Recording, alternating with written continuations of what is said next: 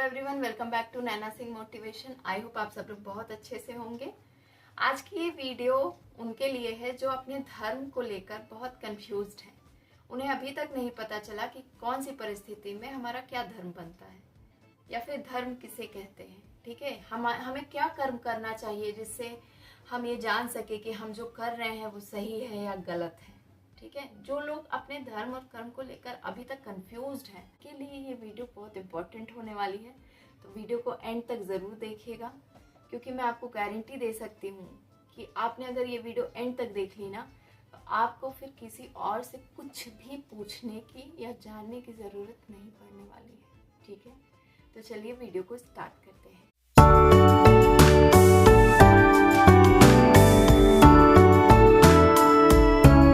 राजा रंक से बना करके, यश मान मुकुट पहना करके, बाहों पर मुझे उठा करके, सामने जगत के ला करके, करतब क्या क्या न किया उसने, मुझको नव जन्म दिया उसने। है ऋणी कर्ण का रोम रोम, जानते सत्य या सूर्य सोम। तन मन धन दुर्योधन का है, यह जीवन दुर्योधन का है। सुरपुर से भी मैं मुख मोड़ूंगा, केशव मैं उसे न छोड़ूंगा। देखिए, ये लाइन तब की है जब भगवान ने सारी कोशिश कर ली कि युद्ध किसी तरह से टल जाए। हालांकि ईश्वर थे, वो सर्वशक्तिमान थे, वो जानते थे कि युद्ध होना है, लेकिन फिर भी वो मानव अवतार में थे, इसलिए उनका ये फर्ज था कि वो अपना अंतिम से भी अंतिम प्रयास कर सकें। ठीक है, तो जब सारे प्रयास हो गए तो उन्होंने फिर अंतिम दांव कर्ण के साथ खेला कि दुर्योधन जो कर्ण के बल पर युद्ध ठान के बैठा है, तो कर्ण को ही क्यों ना इमोशनल ब्लैकमेल किया जाए। और जब कर्ण को ये पता चल पाएगा कि कुंती ही उनकी माता है और जो 5 पांडवों को दुश्मन बना के बैठा हुआ है वो उसके सगे अपने भाई हैं, तो हो सकता है कर्ण दुर्योधन का साथ छोड़ दे। हालांकि ईश्वर सर्वशक्तिमान थे, वो जानते थे ऐसा नहीं होगा, फिर भी उनको ये लीला करनी थी, क्योंकि मानव समाज में ये संदेश जा सके कि अंतिम से भी अंतिम प्रयास हमको करना चाहिए, ताकि कोई भी कलह, कोई भी क्लेश को हम होने से रोक सकें। बाकी होनी तो होनी है, उसे कोई नहीं टाल सकता। तो जब ईश्वर ने, कन्हैया ने सब कुछ बोल दिया, सारे इमोशनल पासे फेंक दिए कर्ण के सामने, तो कर्ण भी थोड़ा इमोशनल हुआ। ठीक है, उसकी आंखों में भी आंसू आए, लेकिन फिर उसने ये सोचा कि ऐसे टाइम पे जब दुर्योधन को मेरी जरूरत है, तो अगर उस टाइम पे मैं वहां से हट गया तो लोग इतिहास में मुझे यही कहेंगे कि देखो, सारा सब कुछ तो मिल गया और उसके बाद कितना एहसान फरामोश निकला ये, है ना। तो उस परिस्थिति में जब वो पूरी तरह से इमोशनल हो चुका था कर्ण, मतलब आप समझ सकते हैं कि जैसे होता नहीं, लोहा गर्म है हथौड़ा मार दो, तो उस समय हथौड़ा वाला स्थिति था उसका कि एकदम टूट जाने वाली स्थिति थी कर्ण की। लेकिन फिर भी उसने अपनी बुद्धि से, विवेक से काम लिया। उसने पहले अपना धर्म सोचा। वो जानता था, कर्ण ये जानता था अच्छे से कि वो जिस की साइड में है वो अधर्मी है। वो जानता था कि वो दुर्योधन के साइड में है तो दुर्योधन पाप का रास्ता अपना रहा है, वहां पर यश नहीं मिलने वाला, वो गलत रास्ता है। धर्म का रास्ता उसी तरफ है जिधर कृष्ण है। ठीक है, धर्म वही है जहाँ भगवान परमेश्वर है। लेकिन फिर भी वो जानते हुए भी दुर्योधन के साइड में ही था। उसने ये बोला कि भगवान से कि हे प्रभु, मैं कैसे कर्ण का साथ छोड़ दूं। मेरे मुश्किल वक्त में जब पूरी दुनिया मुझ पर हंस रही थी, तब उसने मेरे सर पर अंग प्रदेश का मुकुट रखकर मुझे जो सम्मान दिया था पूरी सभा के बीच, पूरे समाज के बीच, और मुझे सूत पुत्र को अपना दोस्त होने का जो गौरव प्रदान किया था, मैं उसे कैसे भूल सकता हूँ। तो आज के टाइम में जब वो मेरे बल पर इतना शक्तिशाली बना बैठा है, तो मैं उसे निर्बल कैसे कर सकता हूँ, उसके साथ विश्वासघात कैसे कर सकता हूँ। ये सच्ची मित्रता के खिलाफ होगा, ठीक है, मैं नहीं कर सकता ये। इसके लिए मुझे अगर सुरपुर का मीन्स पूरे ब्रह्मांड का भी सुख मिले ना, तो भी मैं वो त्याग दूंगा, लेकिन दुर्योधन का साथ नहीं छोड़ूंगा, क्योंकि मेरी मित्रता मेरा धर्म है। उसने अपना धर्म उस वक्त निभाया था। आज के टाइम में ये मेरा धर्म है कि मैं ये मित्रता निभाऊं, मैं उसे बेसहारा ना छोड़ूं। हालांकि मैं जानता हूं कि वो गलत रास्ते पर है, ठीक है।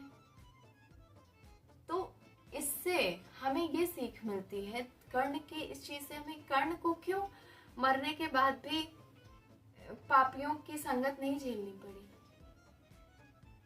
कर्ण ने भी तो, जो पापियों का साथ देते हैं वो भी पापी होते हैं। लेकिन मैंने आपको कई बार बताया है कि भावना, हर कर्म के पीछे भावना काम करती है, ठीक है, कोई धारणा नहीं काम करती है। अगर आप धारणा के पीछे भागोगे तो आपका कर्म डगमग डगमग करेगा, वो एक जगह नहीं टिक सकता। लेकिन जब किसी कर्म के पीछे आपकी भावना काम करती है ना, तो आपकी भावना का सही होना जरूरी है। आपका कर्म खुद ब खुद सही होगा, उसके बारे में आपको सोचने की भी जरूरत नहीं पड़ेगी। कोई चीज आप गलत देख रहे हो अपनी आंखों के सामने, ठीक है, फॉर एग्जाम्पल, तो अगर वो देखते हुए, वो गलत देखते हुए आपके मन में जो विचार उस वक्त उठ रहे हैं ना, वो विचार ही आपकी भावना है। उस विचार पर गौर करें कि आप उस सीन जो आपके आंखों के सामने जो चल रहा है, वो सीन आपके अंतर्मन पर क्या प्रभाव डाल रहा है। उससे आपका अंतर्मन आपसे कुछ कह रहा है, आपके मन में कुछ कुछ बात आ रही है, कुछ भावना उत्पन्न हो रही है, कुछ करने की या कुछ ना करने की। वही उस वक्त आपका धर्म बन जाता है। समझ में आई बात?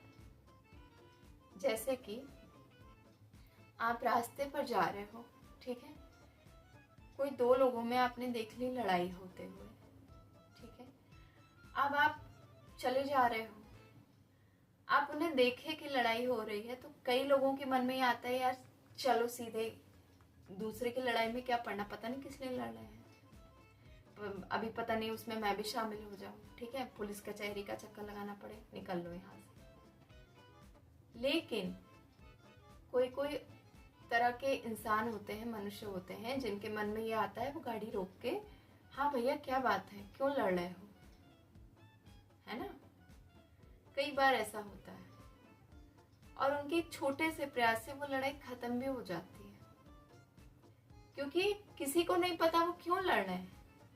अगर मामला सीरियस है, तो अगर आपका मन कहे बेटा यहाँ से निकल लो, तो उस वक्त आपका वहां से निकलना ही सही है। क्योंकि कभी कभी मैं आपको बता दूं, आजकल इस कलयुग में ऐसा भी होता है कि दो लोग लड़ते लड़ते एक दूसरे को मार डालते हैं। तो आपको देखना है कि उस वक्त आप अगर वहां पर उतरे हो और आपने अगर पूछा है कि भाई क्या बात है, काहे लड़ रहे हो, तो सामने वाला अगर आपको जैसा रिस्पॉन्स दे रहा है ना, उससे आपके मन में कोई ना कोई भावना उत्पन्न होगी। अगर आपके मन में भावना उत्पन्न हो रही है कि नहीं यार मैं करवा सकता हूँ, मैं बीच बचाव कर सकता हूँ, तो आप आगे बढ़िए। पर अगर आपका मन उस वक्त इंस्टेंटली बोलता है कि बेटा निकल लो, तो आपको उस वक्त बीच बचाव नहीं करना चाहिए, आपको निकल लेना चाहिए। कहने का मतलब ये है कि आप जो परिस्थिति आपकी आंखें देख रही हैं, उसको देखकर आपके मन में जो भावना उत्पन्न हो रही है, उस भावना को समझिए। आपका मन आपसे क्या कह रहा है उस परिस्थिति के बारे में, बस उसको सुनने की कोशिश करिए, और जो वो कह रहा है वही आपका धर्म है। सीधे सी सिंपल सी, बात है, इसमें कोई लॉजिक नहीं है। और एक बात मैं आपको ये भी बता दूं कि अगर सामने वाला आपको कह रहा है कि ये आम है, और अगर वो सच में आम है, ठीक है, मान लीजिए, लेकिन आपका मन नहीं मान रहा है, आप कह रहे हो नहीं ये इमली है, तो अगर आपका अंतर्मन आपको ये बोल रहा है कि वो इमली है, भले ही वो आम हो, लेकिन उस वक्त अपने अंतर्मन की ही आवाज आप सुनिए, क्योंकि दूसरे का सही धर्म अपनाने से अच्छा है अपने गलत धर्म को अपना लेना। अब मैं आपको एक एग्जाम्पल देकर बताती हूँ, ठीक है। किसी का घर है, सोने का है, ठीक है। अब वो किसी का भी हो सकता है, मान लीजिए वो राम का घर है, ठीक है, सोने का राम का महल है। वो सीता के राम नहीं, ऐसे बस राम मैंने नाम दे दिया, मान लीजिए राम का घर है, ठीक है। अब केशव दूसरा आदमी है, श्री कृष्ण मत लीजिएगा, बस नाम आ गया है, केशव दूसरा आदमी है जो लोगों के कहे में चलता है, ठीक है। अब क्या हुआ कि केशव को नहीं पता कि उसका धर्म क्या है, वो लोगों के कहे में चलता है, जो लोग कहते हैं वो कर लेता है। तो जब मरने के बाद, ठीक है, आपने पूरी जिंदगी लोगों के कहे में बिता दी, जब आपने शरीर को त्यागा उसके बाद आप भटकते ही रहे, आपको अपना घर नहीं मिला। घर मतलब मंजिल। राम को घर मिला है, राम को पता है उसका धर्म क्या है, उसको अपना मंजिल पता है, लेकिन आपने हमेशा दूसरों के कहे में डिसीजन लिया, आपने हमेशा दूसरों के कहे में काम किया, आपने अपने आप की कभी नहीं सुनी। आपने खुद की सुनी होती तो शायद खुद की कोई आइडेंटिटी होती, खुद का कोई एक डिसीजन होता और खुद का एक मंजिल होती, पर आपने ऐसा नहीं किया, आप भटकते रह गए। तो आपका शरीर त्यागने के बाद आपके साथ क्या होगा कि आपको किसी और का घर तो नहीं मिल जाएगा कि आपको राम का घर मिल गया, राम की मंजिल पर आप चले गए। आपको जाना अपनी ही मंजिल पर है। हर आदमी की अपनी अलग अलग मंजिल होती है। ये मानव शरीर में हमें उस मंजिल को पहचानना है। और कैसे जान सकते हैं वो हम? जब हम खुद के दम पर निर्णय लें, वही हमारा धर्म है। लोगों के कहे में ना जाए। लोगों के कहे में, लोग अगर मुझे सही भी बता रहे हैं तो भी हम क्यों करें आपके कहने पर? क्योंकि आपके कहने पर भी हम वहीं पर जाएंगे जहां आप कहेंगे, यानी वो मंजिल आपके द्वारा बताई हुई होगी, मेरी खुद की कोई मंजिल नहीं होगी। मुझे अंत में जो मिलेगा वो मुझे आप के द्वारा बताया हुआ मार्ग मिलेगा। और अंत समय में मेरी ऐसी अवस्था हो जाएगी कि मेरा खुद का कोई मंजिल नहीं रहेगी। मैं कहाँ जाऊंगा? मैं तो भटकता रहूंगा। इसलिए आपको अपने बारे में अपना धर्म ही पालन करना है, भले ही आप गलत हो। क्योंकि आपको गलत मिले चाहे सही मिले, जो मिलेगी मंजिल वो आपकी अपनी होगी। डैट मीन्स आपका अपना घर होगा, ठीक है। वो गलत हो चाहे सही हो, तो वो आपका अपना होगा। बात आप समझना इस बात को, ठीक है। हो सकता है मैं आपको समझा नहीं पा रही हूँ, लेकिन जहाँ तक मैं कोशिश कर पा रही हूँ आपको समझाने की कोशिश कर रही हूँ, तो इस बात को आप समझिएगा। कहने का मतलब ये है कि दूसरों का सही धर्म भी पालने से अच्छा है अपने गलत धर्म का पालन किया जाए, क्योंकि वो जैसा भी है वो आपका अपना है, उसे आपकी अंतरात्मा ने स्वीकार किया है। आप किसी का भी सही धर्म ले लो और उसे आपकी आत्मा स्वीकार ही ना करे, तो ऊपरी मन से करने का क्या लाभ है? सिंपल सी बात यह है कि धर्म वही है जो आप अपनी अंतरात्मा से पूछो, आपके अंतरात्मा उसे सहज भाव से खुशी खुशी से कह दे कि हाँ कोई प्रॉब्लम नहीं है, गो अहेड। वही आपका धर्म है, ठीक है। और उसी के हिसाब से फिर आप कर्म करते हैं, ठीक है। लेकिन दूसरों के कहे में मत आइए। चाहे आपको लाइफ से जुड़ी डिसीजन लेनी हो, चाहे आपको बिजनेस से जुड़ा डिसीजन लेना हो, चाहे आपको किसी भी फील्ड में पूरे जीवन से रिलेटेड कुछ लेना हो, ठीक है, तो भी आप खुद से पूछिए, क्योंकि खुद के अलावा खुद के लिए क्या अच्छा है वो कोई और नहीं बता पाएगा। कोई और कैसे बता देगा कि आपके लिए क्या सही है, क्योंकि उसका धर्म अलग है, आपका धर्म अलग है। एक ही परिस्थिति में दो मनुष्य का दो अलग अलग धर्म हो सकता है।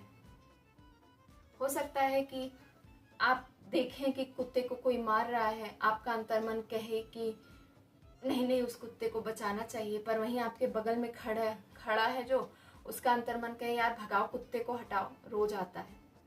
तो दो भावना अलग अलग हो गई, दो धर्म अलग अलग हो गया। आपका धर्म अलग हो गया, उसका धर्म अलग हो गया। उसका धर्म उसके लिए सही है, आपका धर्म आपके लिए सही है, बट आप दोनों का धर्म एक दूसरे के लिए सही नहीं है। इस चीज को समझिए। और जब आप अपने धर्म को, अपने अंतर्मन की आवाज सुनेंगे ना, तो आपको अपना धर्म पता चलेगा कि किस परिस्थिति में क्या धर्म है। जब भी आप कंफ्यूज होइए, खुद से पूछिए, आपको जवाब मिलेगा। और जब जवाब मिल जाए तो उस पर एक्शन करने में कितना देर लगती है। चलिए वीडियो को यहीं ख़त्म करती हूँ। बात आपकी समझ में आई हो तो प्लीज़ वीडियो को लाइक करिएगा, शेयर करिएगा, ताकि दूसरों तक भी ये वीडियो पहुँच सके और उनकी मुश्किल भी आसान हो सके। मिलती हूँ आपसे नेक्स्ट वीडियो में।